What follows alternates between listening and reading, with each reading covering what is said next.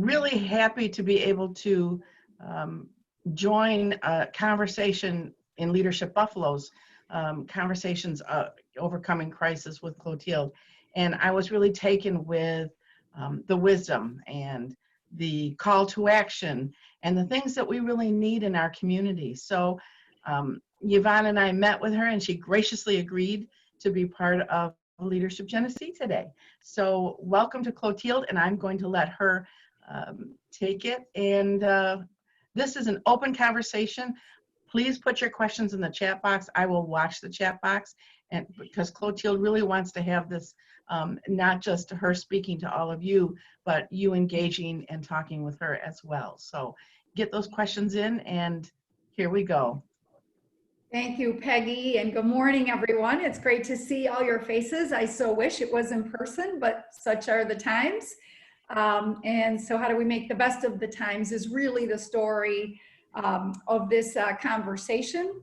The conversation will flow as follows. I'm going to give about 20 minutes of comments that will follow a slide deck on leadership in crisis. That is the moment we've been handed, and here we are collectively working to address that crisis as productively.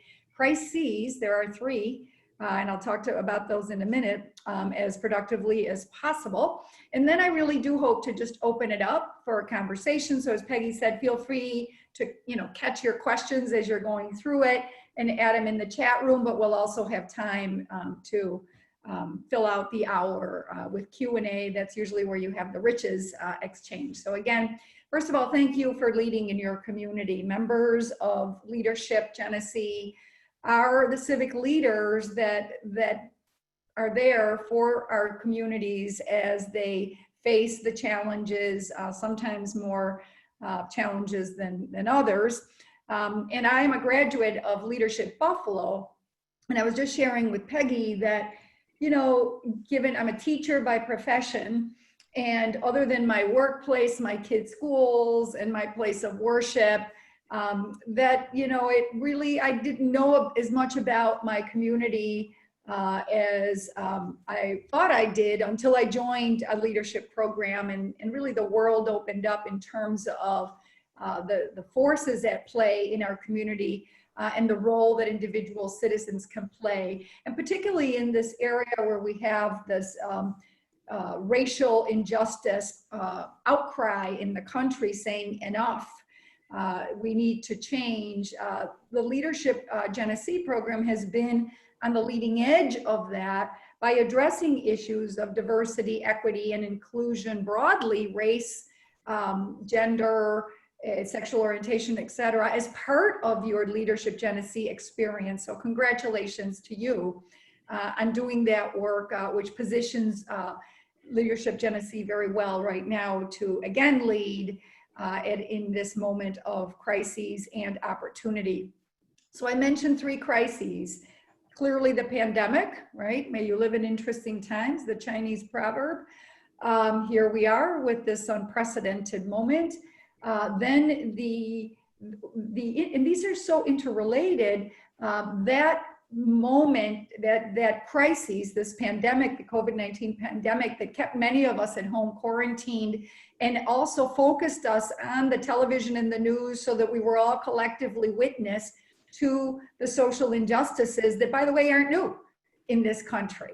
But we were all home to see them now collectively and to be in a frame of mind to say, no, not okay, and no, enough is enough. And then the third crisis of the three that I think we're moving through is the economic hardship crises that has exacerbated, been caused by the COVID-19 layoffs and furloughs, and exacerbated that enough is enough moment around the criminal justice and lack thereof, but also the broader racial injustices and systemic racism that our country continues to be plagued with. So that's the context for this conversation. So next slide, thank you, Yvonne. The Community Foundation for Greater Buffalo just celebrated its 100th anniversary. And we are a foundation of and for the 8 counties of Western New York. We are located in Buffalo, and our service area, our catchment area, are the 8 counties, including Genesee. So what does that mean? That means that our donors primarily come from the 8 counties of Western New York, and that the donors that establish funds under our umbrella to do their charitable giving give primarily within the 8 counties of Western New York, and not exclusively. About 75% of the giving that comes through us every year stays within the 8 counties, and about 25 to 30% may go to national or international causes. So a community foundation, as you may know, is a foundation of foundations. And we invest charitable assets. So if you're a $1 million investor on your own, or a $50 million investor on your own, when you come under our umbrella, you become an investor of $560 million in assets, which gives you buying power and returns, which are very attractive, so that you can do more good with your charitable giving, given the return on your investments that are held under our umbrella. So our mission is very much descriptive of what we are and who we are and what we do. We connect people, ideas, and resources to improve lives in the 8 counties of Western New York. And in fact, that's what we're doing this morning, connecting people and ideas to improve resources in Western New York. So our invitation to Western New Yorkers is to come and join us, whether you're an organization. We have actually 2 community foundations under umbrella, the Wyoming Foundation and the Niagara Area Foundation, so that you can make the most of your generosity by being part of this philanthropic platform. Next slide. So in middle of March, Friday, it was actually Friday the 13th, it became really clear that the pandemic was coming to our doorsteps. And so we sent out an email that morning to all the funding organizations in the 8 counties of Western New York, all the foundations, asking them if they would be interested in getting on a call that afternoon to explore interest in working together to address what was coming our way, which of course none of us knew what it would entail. And the collaborative response was truly inspiring. It was, yes, and what do you need? So by March 24th, so 10 days later, we had raised $4 million, and we announced the Western New York COVID-19 Community Response Fund, again, intended to support the 8 counties of Western New York. Next slide. So the whole process began by sending out a survey that, if any of you are nonprofit leaders, you would have received. It went out to thousands of nonprofits in that third week of March, asking nonprofits, where are you? What do you need? What are you experiencing? And that survey informed our grant making along with data. So we immediately created a database for each of the 8 counties that articulated the poverty levels in each of the 8 counties and the ALICE population levels in each of the 8 counties. Now, ALICE is an acronym for acid limited, income constrained, and employed. So we often talk about this population as the working poor, right? So there are people that are working, they're not below the federal poverty level, which is really severe poverty, but they can't make ends meet. So we ran the numbers for all the 8 counties on those 2 dimensions, federal poverty level and ALICE population, so that it would inform equitable grant making throughout the 8 counties based on need. We knew that the first people to be laid off would likely be the ALICE population. Those are typically minimum wage jobs and many of the service industries. So we also began weekly calls, which are now every 2 weeks, of all funders coming together, all who have pooled their funding to be part of the COVID-19 Response Fund, to keep our finger on the pulse of what was going on beyond that initial survey. So the most common requests, the highest initial needs, were food, housing, assistance with getting unemployment because the government systems were overwhelmed. Remember, government had to also go virtual, and they weren't set up for it. A lot of our government systems are older and don't have the technology that was required. So they had the double whammy of a tsunami of demand while transitioning to virtual workplaces without appropriate technology. It was an incredibly different moment for our public servants across the 8 counties. So accessing unemployment benefits was very difficult because they were completely overwhelmed. Personal protective equipment, most of us had never heard of that term second week in March. I know I hadn't. And then rent and utility payment assistance. So those were the high level of needs, the highest needs that we saw. Next slide, please.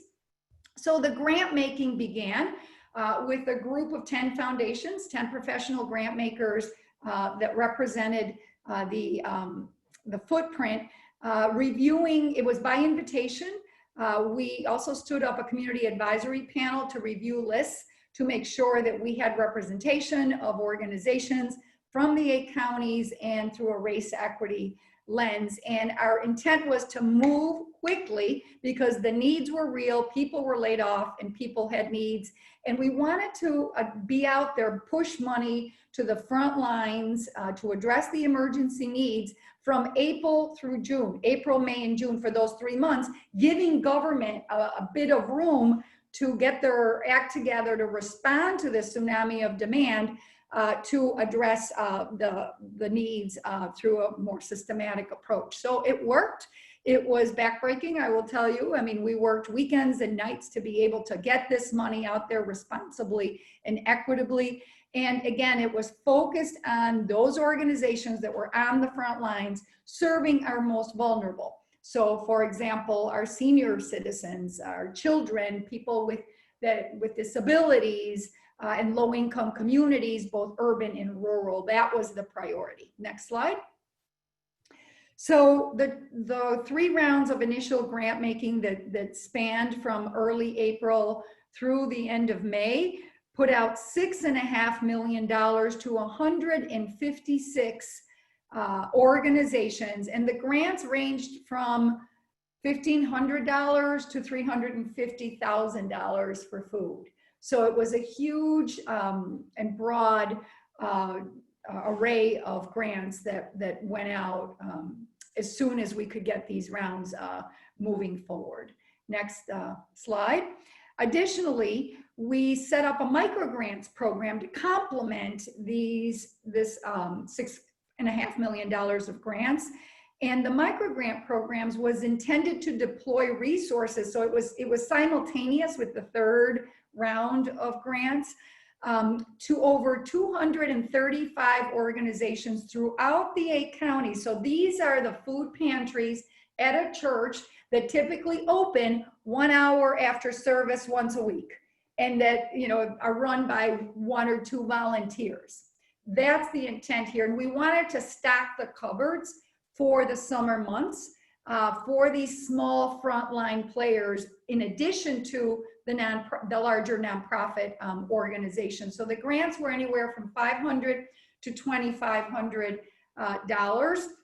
And we identified an intermediary in each of the 8 counties, a trusted organization that really knew the county, to put together a small team and develop the list of recipients for that county of grants from $500 to $2,500, again, to meet the emergency needs, food continuing to be at the top of the list, making sure that the cupboards were stocked to get through the summer as we continue to not know what the future will bring.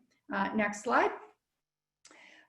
So we have a couple of grantee story videos. They're very brief, that we wanted to share with you, just to hear from the front lines as to the experience of these organizations as they are working through the pandemic. So Peg, I'll leave it for you to run.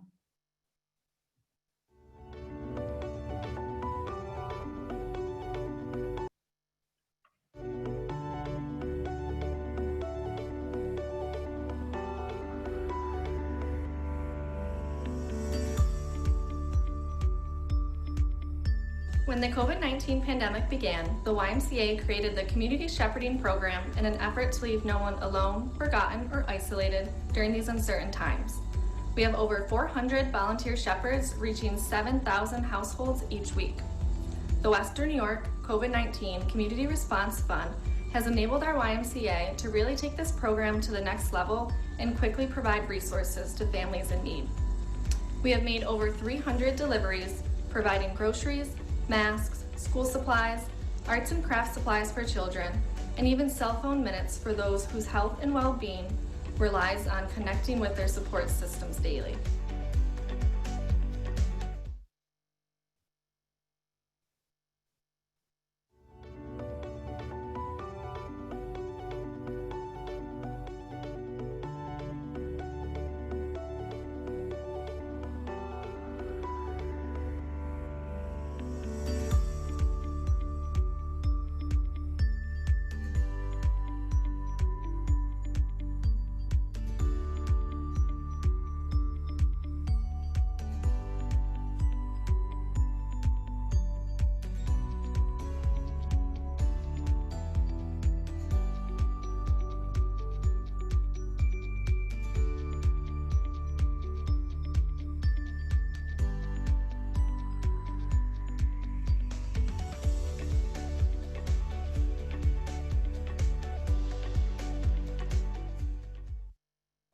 So the two of over 400 similar stories in terms of the amazing work that our nonprofit leaders are doing to meet the needs in our community. It is incredibly inspiring to read those proposals and to see the work that folks get up and do each and every day to help those that need help in our community. It's important to note that the coordinating calls that we have that we did for the first 3 months weekly, and now we've moved to bi-weekly, have regular updates from key aspects and issues, and from 211. 211 has been a phenomenal resource throughout, moving throughout this response to the pandemic.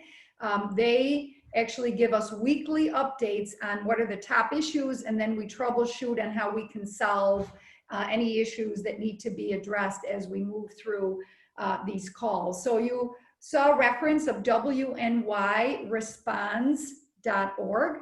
That is the website that we stood up very quickly to take in contributions. So to date, we continue to raise money because this isn't over. We've raised $8.7 million to date. That's come from 70 foundations and businesses, 40 community leaders that have given 4 figures and above, so they have their own category, and then more than 1,900 individuals that have sent in $10 and $20 contributions, which is super inspiring. And if you need a moment of inspiration, go to WNYresponse.org and just scroll through the list of individuals who are listed alphabetically, because it just gives you an incredible sense of caring that defines our Western New York community. It's really powerful. So I invite you to do that. So as we move forward in responding, and through these 400 grants that we made, it became very clear. 2 things became very clear. If you move to the next slide, Yvonne, thank you. That if you look at the right-hand side, philanthropy can simply not cover the government funding cuts that are already underway, anywhere from 20 to 30% in cuts, both state and county levels across the New York State footprint.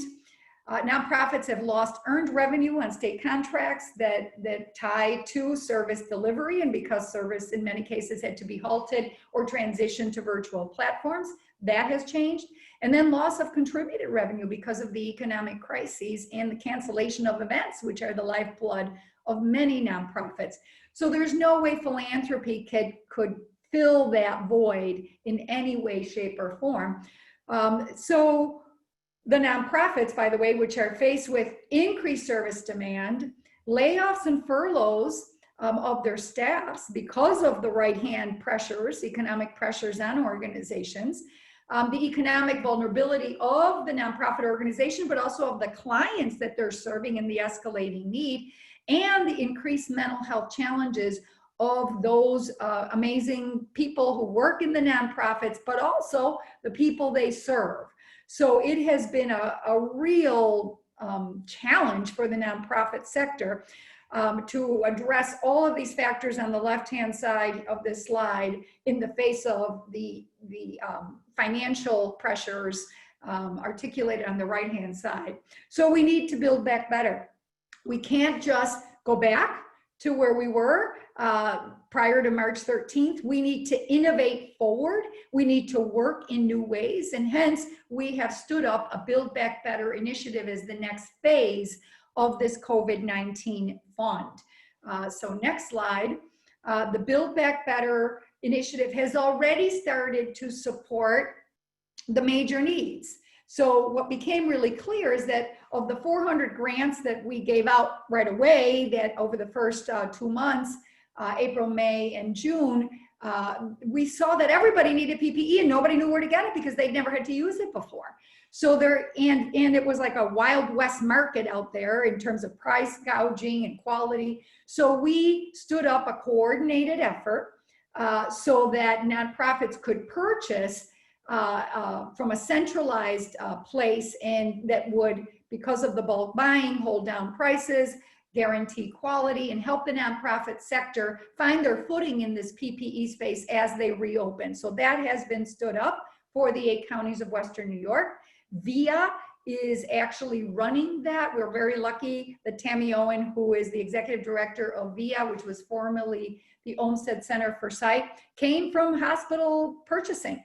So she understands the market, and she's about to put out, we did put out, many nonprofit leaders, if you're in the field, received a survey to inform the PPE buying. And the first round went out, and a second round is going to be going out now for the next 3 to 4 months. So if anybody's interested, please contact VIA around the PPE purchasing. Food security for the 9 counties. So we've already begun to work with a team of people that is going to look at how do we strengthen the food security for 9 counties, so the 8 Western New York counties plus Monroe, so that no one goes hungry in Western New York. How do we strengthen that system? And then housing, of course, there's a moratorium on evictions, but we know that's expected to be lifted in August, and we're worried about how we're going to meet the short-term needs of what will now be homeless families as opposed to individuals as we move into the winter months. So we've released, so those are just some of the ideas, some of the initiatives that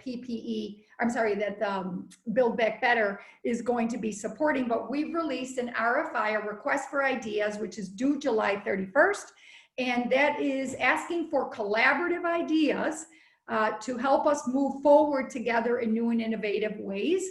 And all of that information is on wnyresponse.org under Build Back Better, if anybody's interested. Next slide.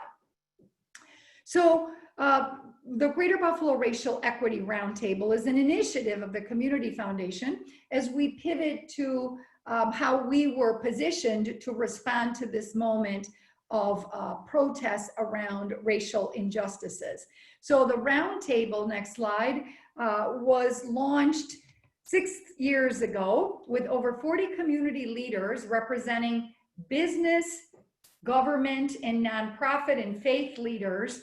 And they have since invited 250 additional partners to work on a goal that they agreed on, which is building a more expanded, inclusive economy. So an expanded, inclusive economy means that a car dealer sells more cars, a restaurateur sells more meals, a retailer sells more product. It is a win-win for everyone. To the degree that we can build on ramps to economic opportunity for all members of our community, the whole region wins. That's the premise of the Racial Equity Roundtable. It is rooted in data, and I know that Peggy was going to send out information on the Racial Equity Dividend Report.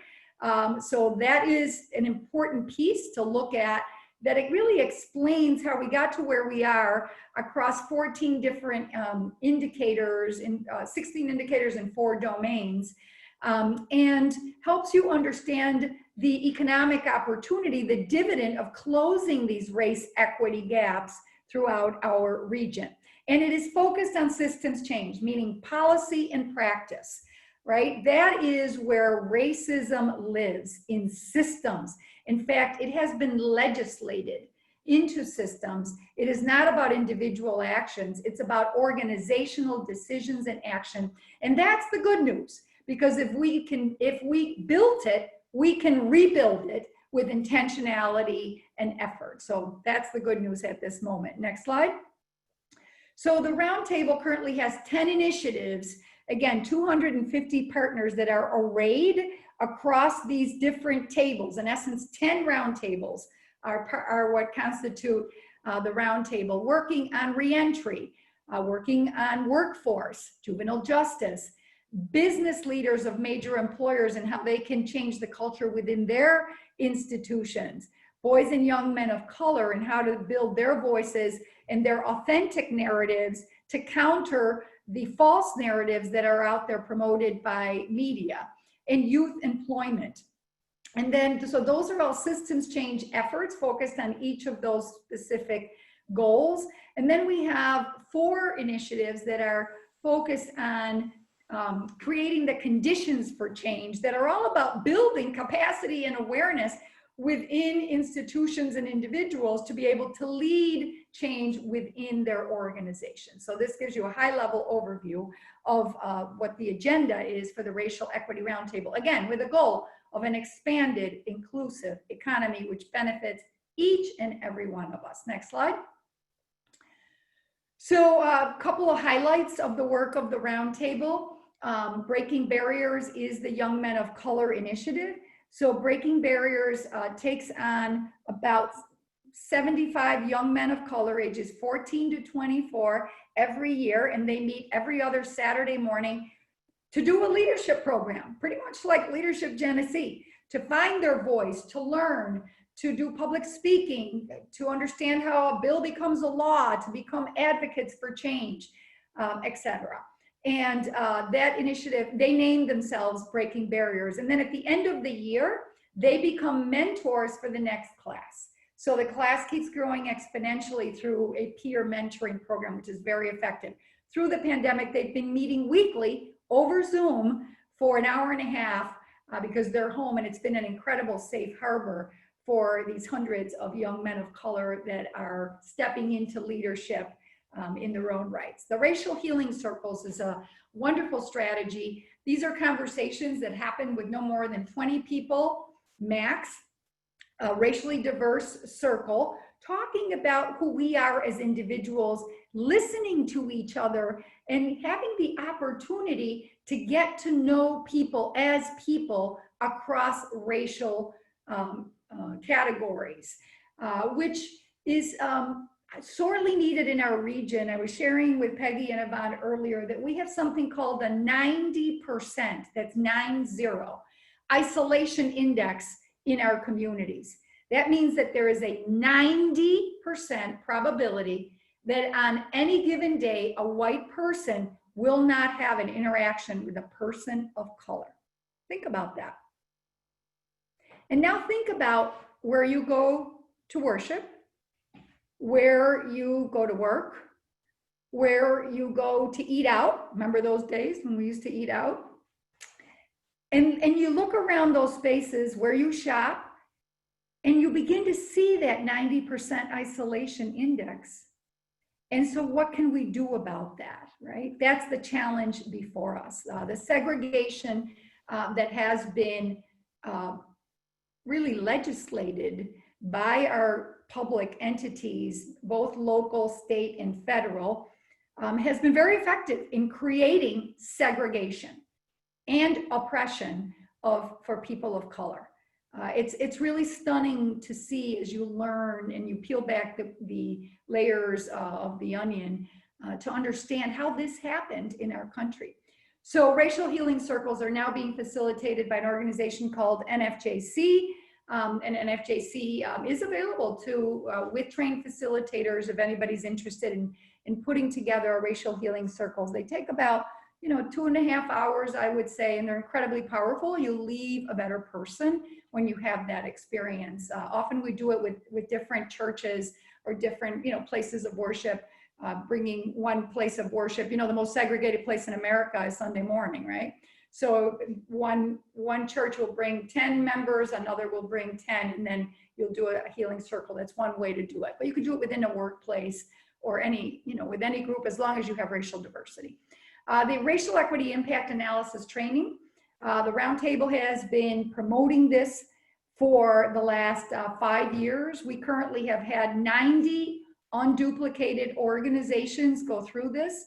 It begins with the top 30 leaders of any one organization in batches of 30. It's a 4-hour training, and then that organization, depending on its size, can take it out throughout the organization.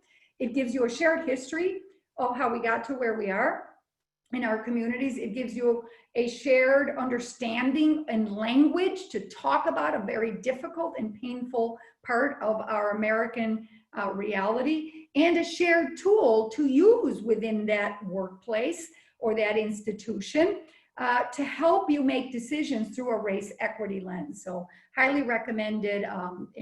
We currently have had over 2,000 leaders in the Western New York area that have gone through that, representing those 90 unduplicated organizations.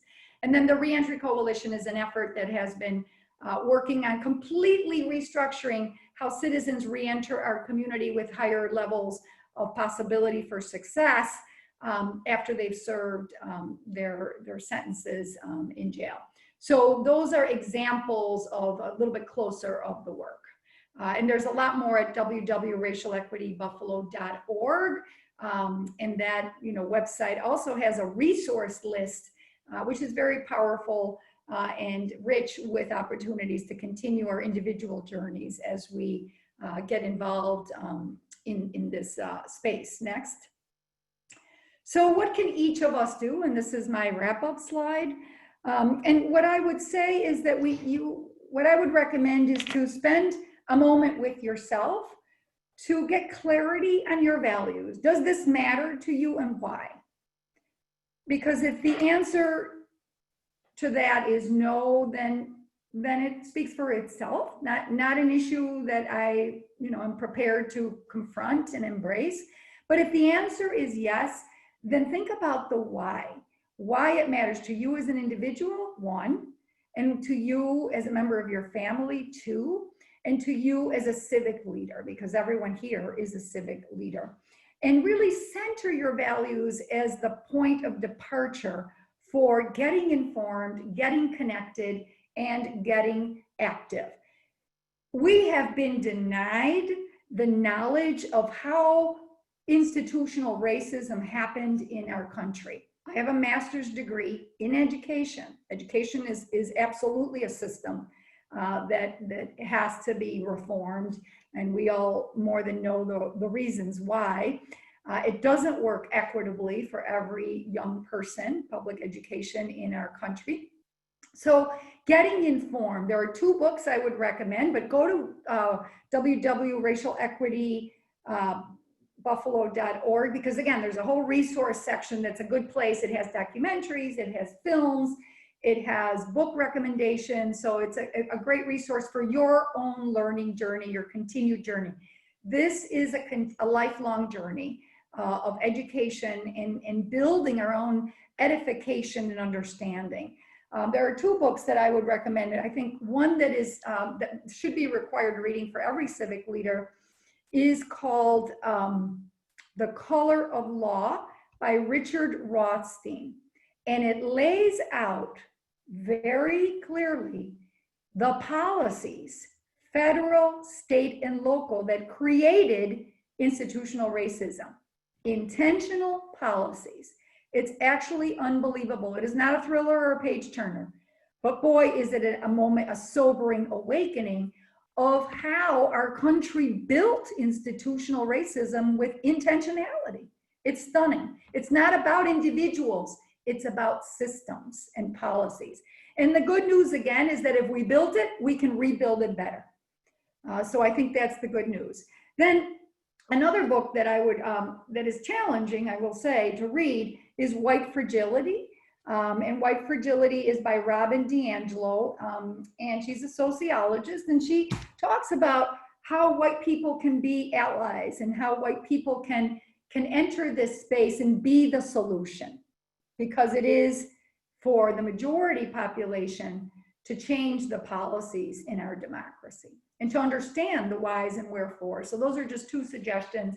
Another great one is The New Jim Crow, if you haven't read that one, that talks about the whole criminal justice system, and it's powerful. A documentary called 13, another rough ride. It's a tough and you know, difficult watch, but it ties with the new Jim Crow and the story of how the criminal justice system has oppressed communities of color. So getting informed, lots of opportunity. Then getting connected to others who want to be part of getting informed and getting active, right? So organizations that are doing this work, I mentioned the NFJC being one example of getting connected, the healing circles. There's an organization called SURGE, S-U-R-G-E. It is a national organization that's about building white allies to eradicate racism in our nation. It is national, but it's actually based out of Western New York, which is nice. Erin Heaney, who is a local nonprofit leader, is someone who runs the organization nationally from Western New York. So getting connected within your workplace, within your place of worship, finding others to be part of this journey with you. There is strength in numbers. And then getting active. And in terms of getting active, I think there are 3 spheres of influence all of us have, at least. There may be more. One is in our personal life, right? It's our kitchen table. It's our family and friends.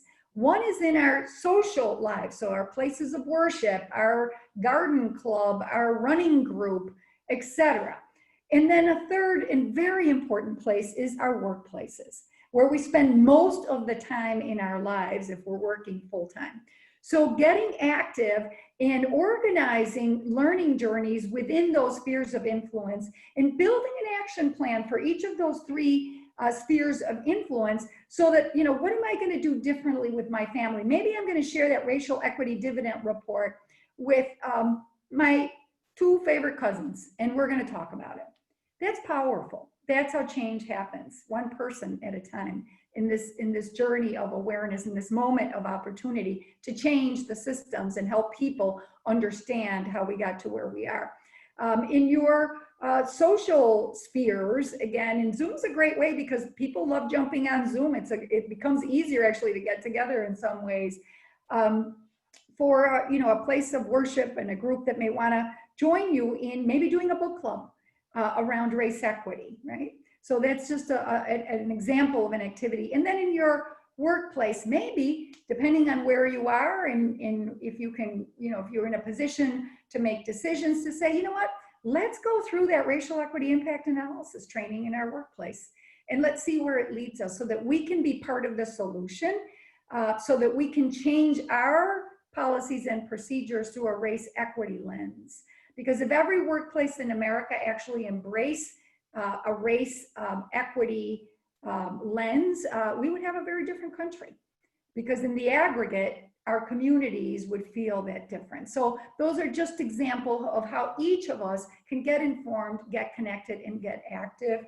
And just be earnest and authentic in your commitment to build equity for all. And don't feel like you have to have the answers before you start, because none of us have all the answers and you'll never get started. Just get started because you feel that it's the right thing to do, and you want to join others in helping you help our broader communities and build a better future for our children. So I will stop there and happy to take any questions and look forward to the conversation. Thank you. Can everyone hear me? I think you can. Shake. Yes. Okay. We do have one question from the chat box, which I will read right now. When you mention people of color, does this include all other minorities also, or just the African American community? What about all the issues Native Americans face Nobody ever wants to talk about them. Absolutely huge. And you're seeing it on the national stage right now. I mean, the latest example this week was the Washington Redskins.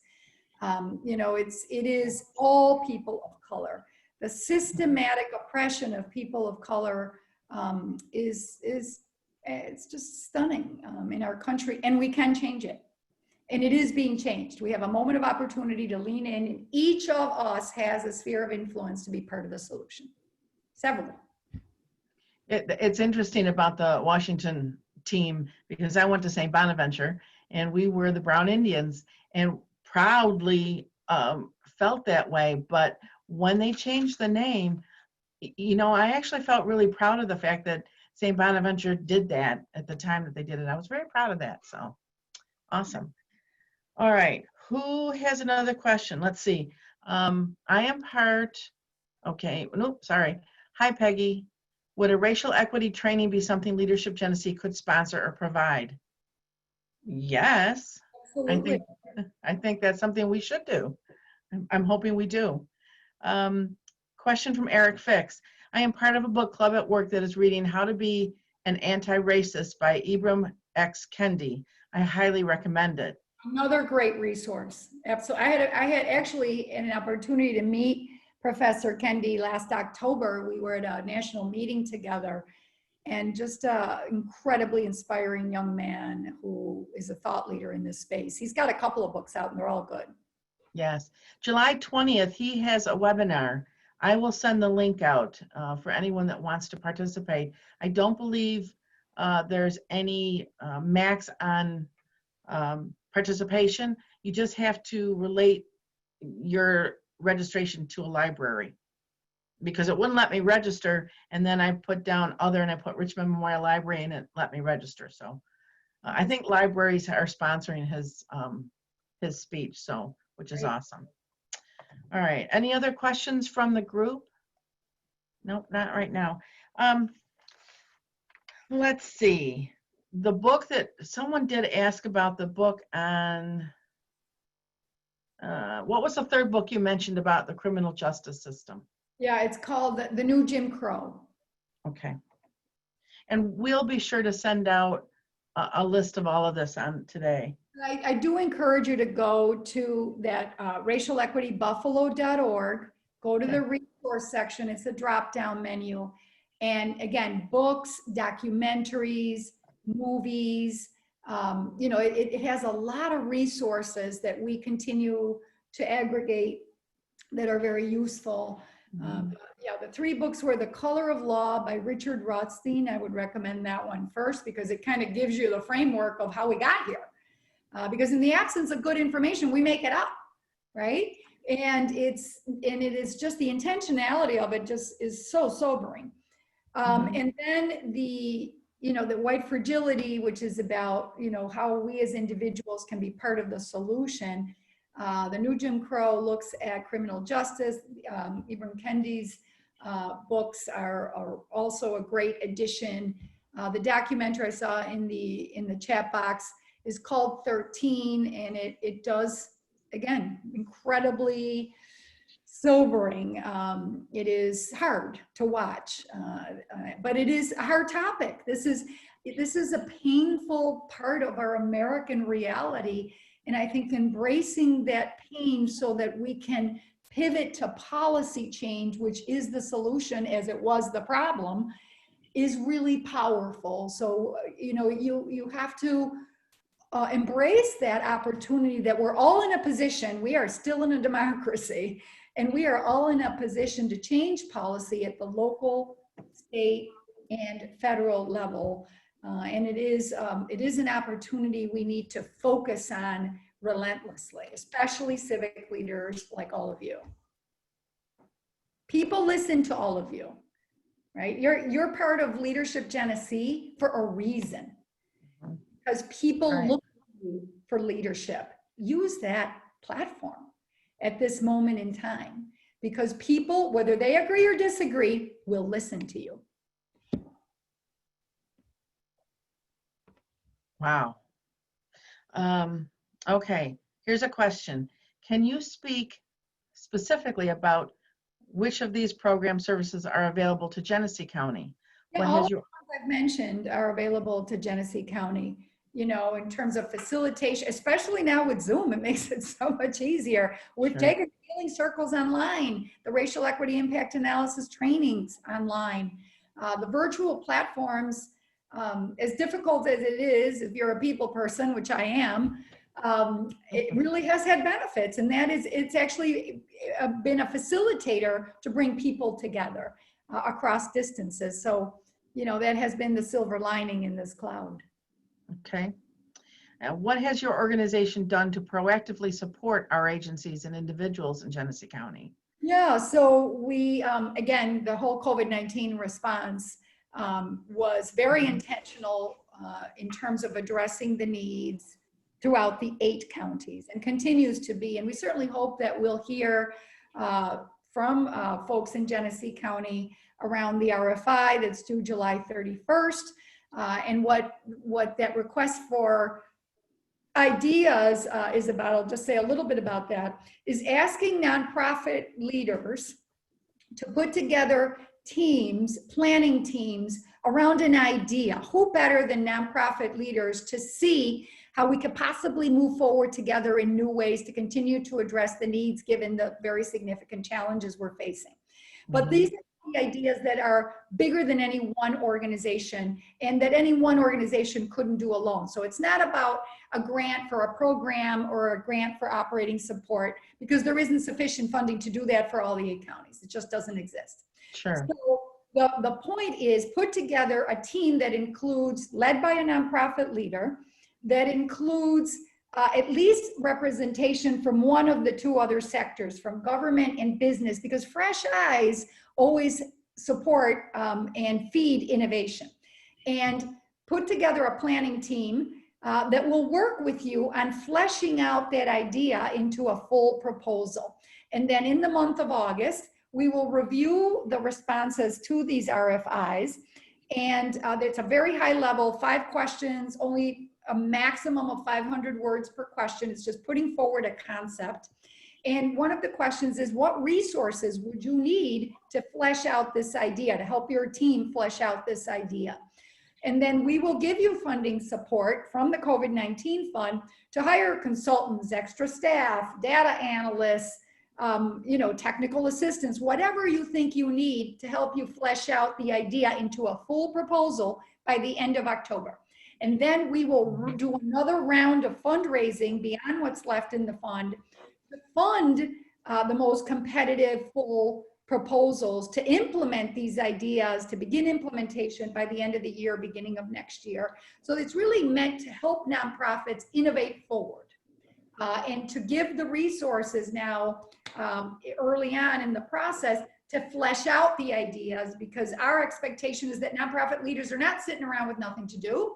That in fact, they are overextended and they're going to need some support to innovate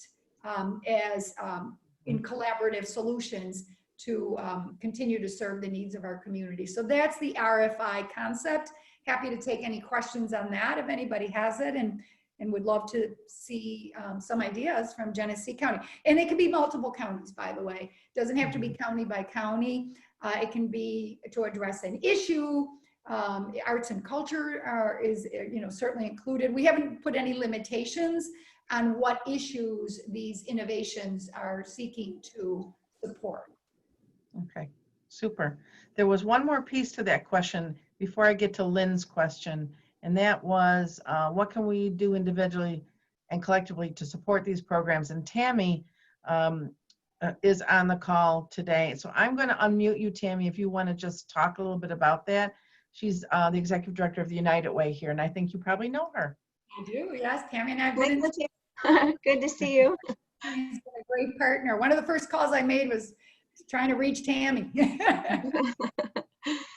So we are ever grateful for the funding that we received from the Western New York COVID Response Fund, the community fund. The first round, we received $25,000 for Genesee County. We were able to make 13 grants. So that was grants to 13 different agencies. It included food pantries. One of the food pantries in the county needed a new freezer.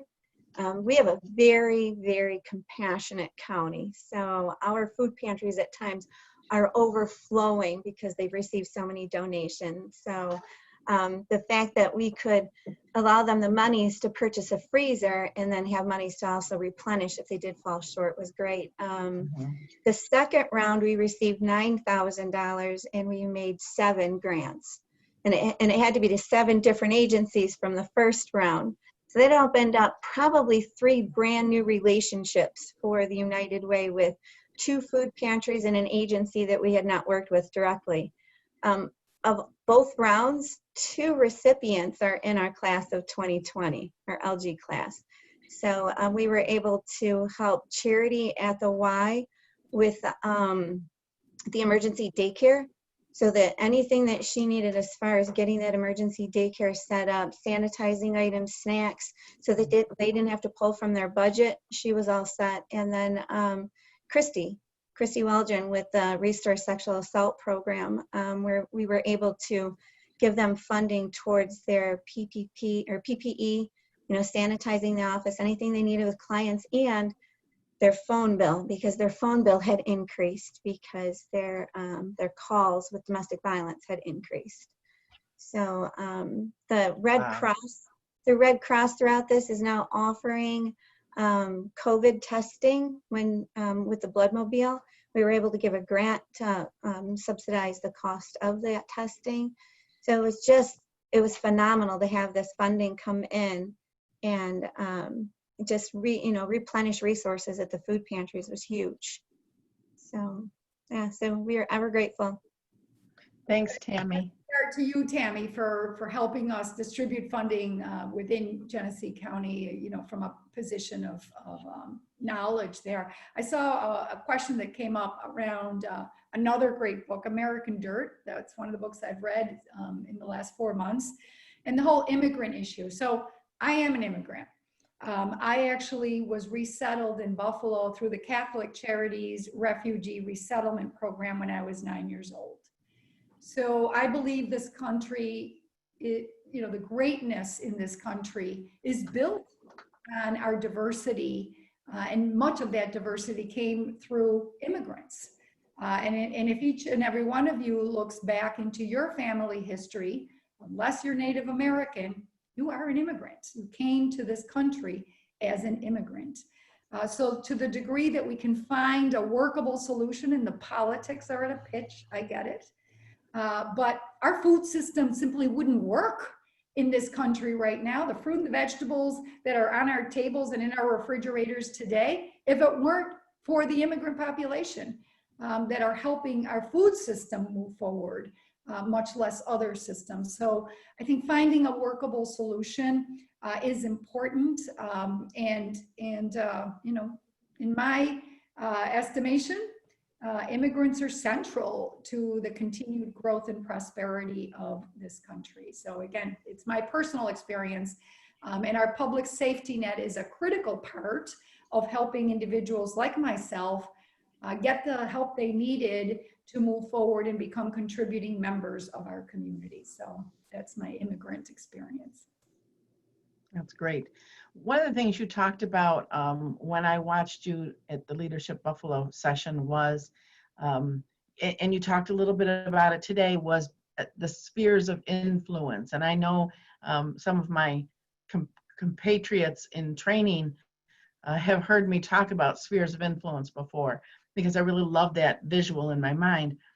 But you also talked about those that it can kind of go by you. You don't have to convince everyone. No. Would you speak to that a little bit? Because that was very freeing for me. Absolutely. So there's an organization that you can check out online. They have great resources. It's called the Opportunity Agenda. And one of their paradigms for calling people into the work is a scale of 1 to 5. So your ones, so I'll use a Buffalo Bills example, and you may all remember Pancho Villa. He was the ultimate Bills fan who passed. All right, he's a number 1. He needs no convincing that the Bills are the best team in the world, right? So and then there's a 5 And that is, and you helped me out, I think the last time, or Althea did. Who's the quarterback for New England? I can never remember his name. It's Tom Brady. Tom Brady. Tom Brady's a 5. He's never going to think the Bills are fabulous, right? Right. So don't waste your time on Tom Brady, right? He's a 5. So whenever you're out there calling people in to an opportunity, focus on the 2, 3s, and 4s in that order of priority, right? And the 4s and 5s, some 4s will come along. Don't waste your time on the 5s, because that's not the majority. It also relates to, which I'm sure we've all heard over the years, the 80-20 rule. Focus on the 80% of really good people who have no clue how to enter this space in this conversation, but want to do the right thing. They want to be part of the solution. Help them join you in this learning journey in all your spheres of influence. Don't waste your time on Tom Brady. So for those who are fans of Tom Brady, you know what she meant. Yeah, in terms I loved it. that the Bills are the team to support as the best team in the nation. Right. You know, that's just not going to be, you know, his shtick. So be strategic about the 80% of the people who want to do the right thing and have never had the opportunity to begin to understand the challenges around achieving racial equity and more equitable community for our children. And you know, Leadership Genesee has been a real learning tool for me, because when I was younger, I wanted to convince everybody. I wanted everybody to think that this was the right thing to do, and I would get so upset when people wouldn't jump on my bandwagon. Well, then I learned you don't have to. You just have to put it out there. Those that want it will take it. Those that don't won't, and that's okay. So, well, we're just about at 10 o'clock, 11 o'clock. Oh, there's another question. Let's see. I am on the phone right now with a client who has been complaining about the racial injustice in our community. It's very ironic that that's happening. And Susan says, thank you for the generous scholarship program, which includes performance in academics, athletics, and faith participation. So I wanted you to see that. Does anyone have anything else that they'd like to share with Clotilde? Well, I would like to say thank you from the bottom of my heart. Thank you for all of you joining us.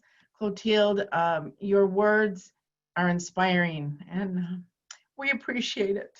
Thank you so much, Peggy. It's an honor to spend this time with all of you, and really I'm thrilled that so many people are interested in continuing to lead forward to higher ground for all of our communities. It really is an honor to be here and spend this time together with you, and I look forward to following your progress. Oh, thank you. And Leadership Genesee, I'm really hoping that we can get something started around a racial equity roundtable. I think that's really critical for Genesee County, and something that we can do, and maybe pull in Orleans County as well. So fabulous.